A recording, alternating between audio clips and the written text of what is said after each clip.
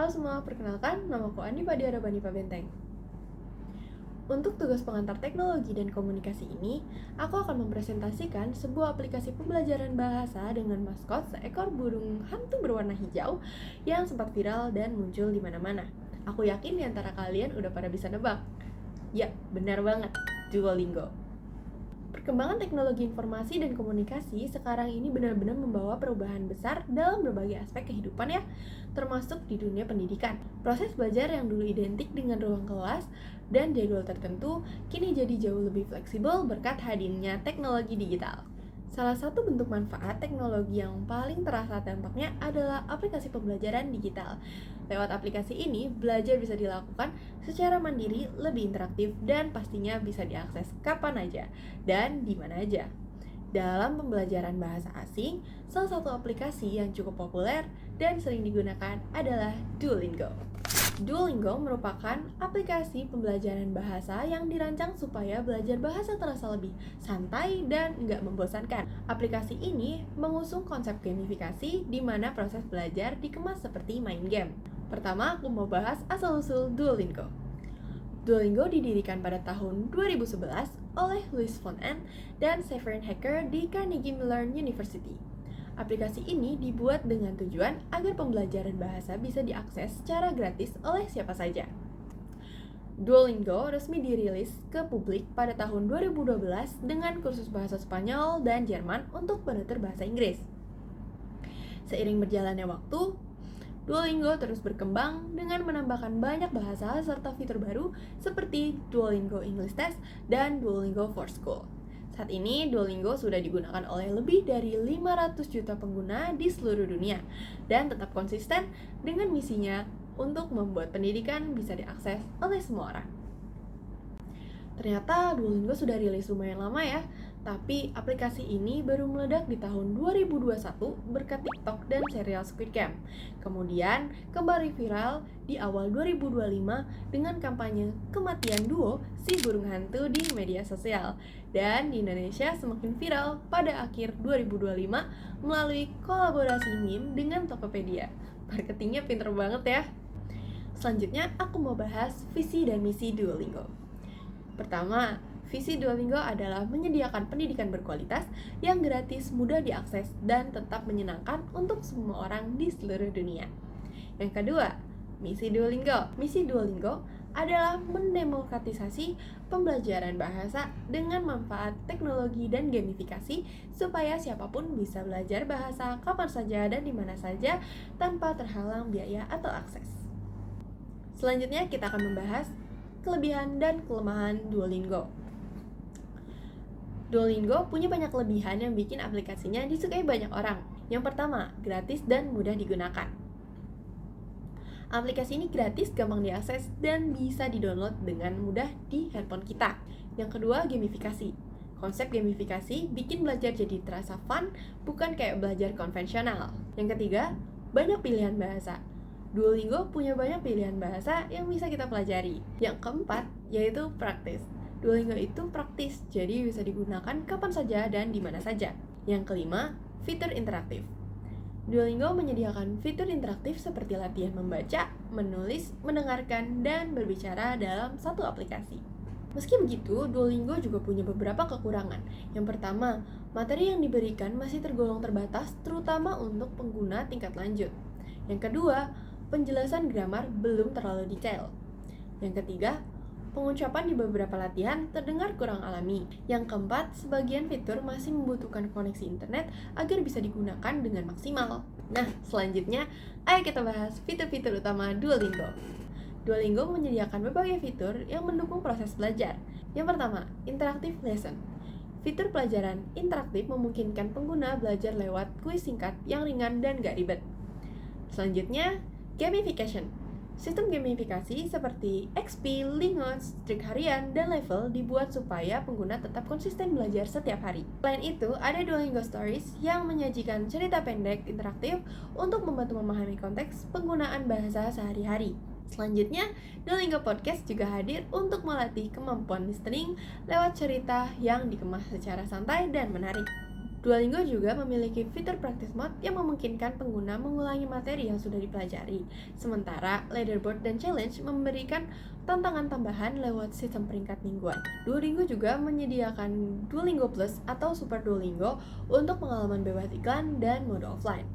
Ada juga Duolingo for School untuk membantu guru memantau siswa, serta Duolingo English Test yang sudah diakui oleh banyak universitas di dunia. Selanjutnya, mari kita bahas UI dan UX Duolingo. User Interface Duolingo.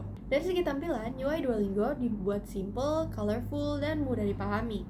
Menggunakan warna-warna cerah seperti hijau, biru, kuning, ungu, membuat aplikasi ini terlihat ramah dan nggak kaku. Halaman utama menampilkan learning path yang memperlihatkan progres belajar secara visual. Jadi pengguna bisa langsung tahu sejauh mana perkembangan mereka. Navigasinya juga gampang dengan menu seperti Home, Leaderboard, Shop, dan Profile yang mudah diakses. Ditambah lagi, kehadiran maskot Duo bikin suasana belajar jadi lebih hidup karena sering muncul memberi motivasi dan feedback positif. Selanjutnya, User Experience Duolingo. Dari sisi UX, Duolingo benar-benar fokus bikin pengalaman belajar yang nyaman dan nggak bikin stres. Sistem poin, level, dan reward bikin belajar terasa seperti main game. Umpan balik langsung saat menjawab soal membantu pengguna cepat paham kesalahan mereka. Strik harian dan notifikasi pengingat juga efektif bikin pengguna tetap konsisten belajar. Desainnya yang simpel memudahkan pengguna baru beradaptasi, sementara maskot Duo memberi kesan personal dan memotivasi. Selanjutnya, security. Soal keamanan, Duolingo sudah cukup aman karena menggunakan enkripsi HTTPS dan menyediakan opsi login lewat Google, Apple, atau Facebook. Data pengguna tersimpan dengan baik dan resikonya relatif rendah karena tidak menyimpan informasi sensitif.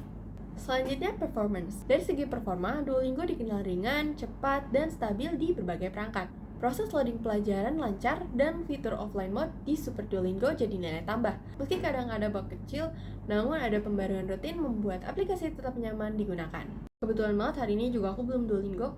Yuk temenin aku Duolingo bareng. Tinggal klik di sini. Langsung masuk deh ke aplikasinya. Nah, setelah masuk ke aplikasinya jadi begini. Dan ini aku udah belajar bahasa Jepang di Duolingo selama 83 hari. Di sini juga kita bisa lihat update dari belajar teman-teman kita loh. Seru banget. Nah, di sini juga bisa kayak runtutan bareng-bareng gitu. Ini sama adik aku. Pokoknya seru banget. Nah, di bagian sini kita bisa lihat di sini ada profile, ada kana. Di sini aku belajar buat huruf-huruf hiragana sama katakana. Di bagian huruf tadi kita bisa menghafal nama hurufnya, bentuk hurufnya, dan cara membuat hurufnya. Kan kalau bahasa Jepang kan begini. Aku bisa belajar penyusunan hurufnya. Kosu, koshi, koshi. Nah, shishi. Dan bagian ini seru banget menurut aku karena ini kayak main game cocok-cocokan arti sama hurufnya gitu. Nah, di sini kita belajar buat nulis hurufnya. Kalau di awal biasanya ada guide. Aku lupa tapi kayak gini lah kurang lebih. Oke. Tada. Di sini juga ada leaderboard. Aku di peringkat 14 Zamrud, susah banget naik ke atas. Nah, di sini latihan harian aku.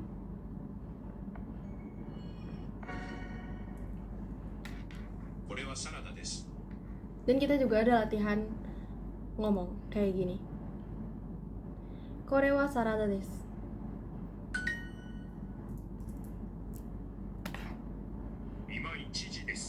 Dan di sini juga kita belajar untuk mengartikan kalimat.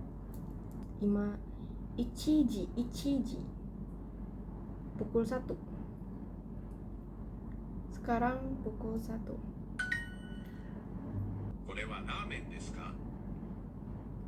Kore wa ramen desu ka?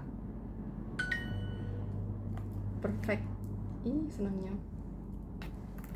Oishii pizza. Pizza yang enak. Ichiji desu. Kita dapat energi tambahan. Nah, ini dia favorit aku. Ichi. Kita tomodachi, shiroi, 白い san, 3 kutsu. ピザは美味しいです。 Nah, di sini juga ada tes bicara tanpa kita boleh lihat hurufnya atau kalimatnya. Jadi kita coba dengerin dan kita ulangin. ピザは美味しいです。 Pizza wa oishii desu.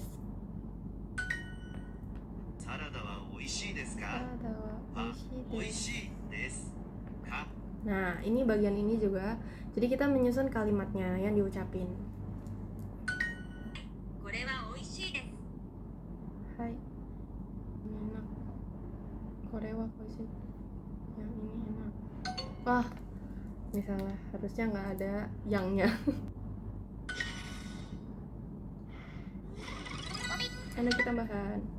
はい、これはご飯です。 Hai, korewa ご飯 gohan ご飯 desu. です。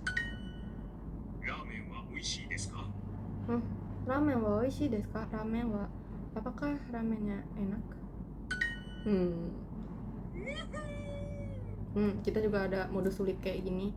Jadi kalau misalnya kita benar terus, kita biasanya di akhir bakal dihadapkan oleh quiz yang lebih susah.